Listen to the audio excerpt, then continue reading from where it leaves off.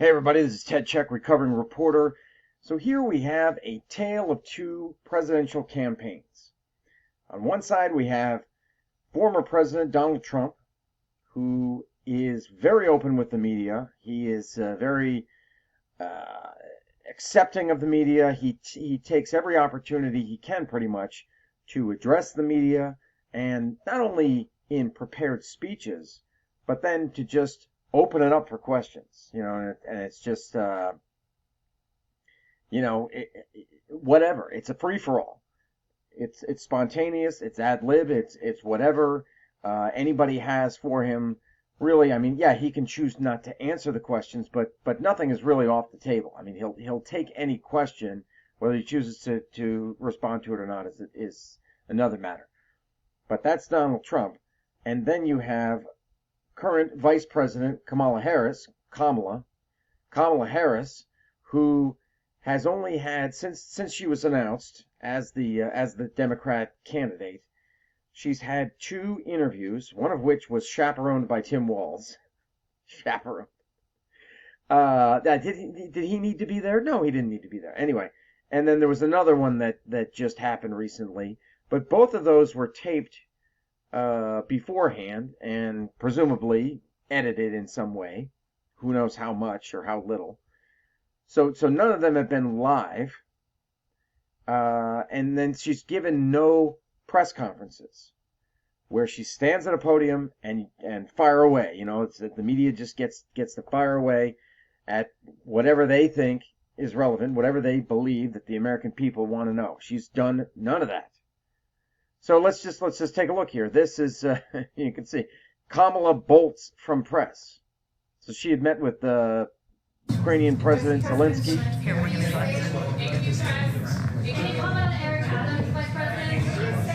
You can hear the media shouting. Yeah, you can hear the media shouting, but she immediately, once she shakes his hand, she says, "We're going this way," or whatever, and he dutifully follows. And then you can also hear who I call the thank you brigade, which is Kamala's handlers, and they go, "Thank you, thank you, thank you." So that their whole purpose is to drown out the questions from the media, and to also, I believe they actually try to usher them away. They stand in the way between the media and Kamala Harris. And they say, "Thank you, thank you." They did this for Biden for 4 years. "Thank you, thank you, thank you." And they don't mean to thank you. They don't in any way mean to thank you. What are they thanking them for? They're thanking them for nothing. It's not a thank you. It's just interference is what it is. So let's watch it again. President Zelensky, here we're going to try. Can you comment on Eric Adams, Vice President? And off they go. That would have been a great opportunity for her to talk about foreign policy, for her to talk about the war between Russia and Ukraine. And because some might say, well, geez, she what kind of foreign policy experience does she have? This would have been that golden opportunity for her to display some of that. Especially since there are a lot of supporters of this war.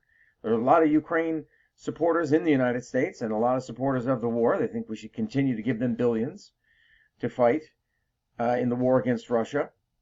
So this would have been a fantastic opportunity. But she let it slip through her fingers like sand on a beach. Contrast that with Donald Trump, who, see, he had a prepared speech, okay, and then he just opened it up. He opened up the floor. Bad people. And we need an honest Justice Department. We need an honest FBI, and we need it fast. Yeah. President Keir Starmer, the UK Premier. Yes, he's coming tonight. What do you think of him? Some of his colleagues in government are quite critical of you. Well, I'm going to see him in about an hour, so I have to be nice, right? Yeah. But I actually think he's very nice. I think he ran a great race. He did very well. So here, you can see when he answered one question, and then he stopped, and the press just started just volleying. It was a fusillade of questions, a bombardment, and he picked the one that I guess for whatever reason, I don't know how he does it or whatever, but he picks one because they're all firing questions at the same time, and it's got to be nerve-wracking. Well, especially for those who aren't used to it. But he's a pro at this point. But yeah, he's just taking questions, whatever questions. He talks about New York Mayor Eric Adams. He's talking there about is it the Prime Minister of Britain? I think the guy Keir Starmer, I think his name is something similar to that. I'm probably murdering it, but yeah, he's just taking anything. So I guess you could chalk this up there to it's just differing philosophies, different strategies. But I feel, as a former member of the press, I feel that if you're going to say, you've got a plan for running the country for the next 4 years and how it's going to be great, then you need to put yourself in the under the microscope. You need to put yourself in that line of, well, you need to put yourself in front of the media. I'll just say it that way. You need to put yourself in front of the media and let them have at you. And they can be tough. They can be tough. But you need to do that because, generally speaking, the media does some of them better than others. They have the questions.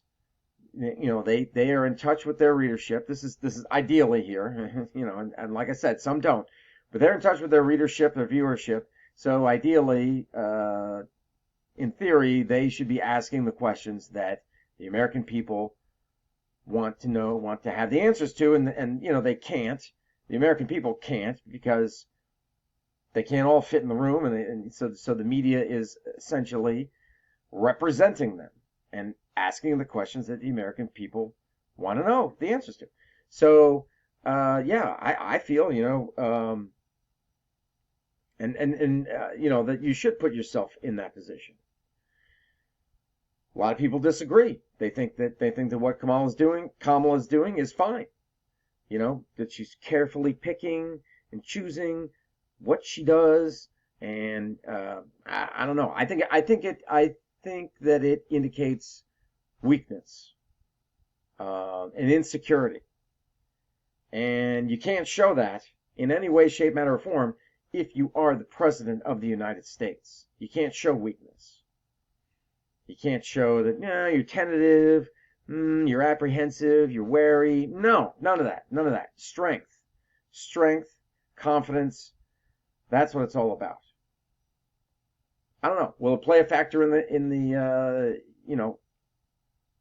campaign, or when it comes time to voting on election day? We'll see.